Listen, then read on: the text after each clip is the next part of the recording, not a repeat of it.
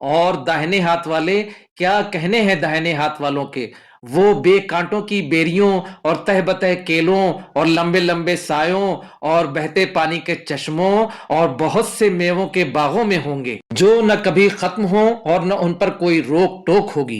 بھلا دیکھو تو جو آگ تم درخت سے نکالتے ہو، کیا تم نے اس کے درخت کو پیدا کیا ہے یا ہم پیدا کرتے ہیں؟ ہم نے اسے یاد دلانے اور مسافروں کے برتنے کو بنایا ہے۔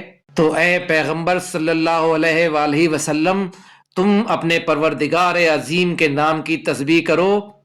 پھر جب جان گلے تک آ پہنچتی ہے اور تم اس وقت کی حالت کو دیکھا کرتے ہو اور ہم اس مرنے والے کے تم سے بھی زیادہ نزدیک ہوتے ہیں لیکن تم کو نظر نہیں آتے، بس اگر تم کسی کے بس میں نہیں ہو تو اگر سچے ہو تو تم جان کو لوٹا کیوں نہیں لیتے؟ پھر اگر وہ اللہ کے مقربوں میں سے ہوا تو اس کے لیے آرام اور روزی اور نعمت کے باغ ہوں گے، اور اگر وہ دائیں ہاتھ والوں میں سے ہوا تو کہا جائے گا کہ تجھ پر داہنے ہاتھ والوں کی طرف سے سلام، اور اگر وہ جھٹلانے والے گمراہوں میں سے ہوا تو اس کے لیے کھولتے پانی کی ضیافت ہوگی اور جہنم میں داخل کیا جانا۔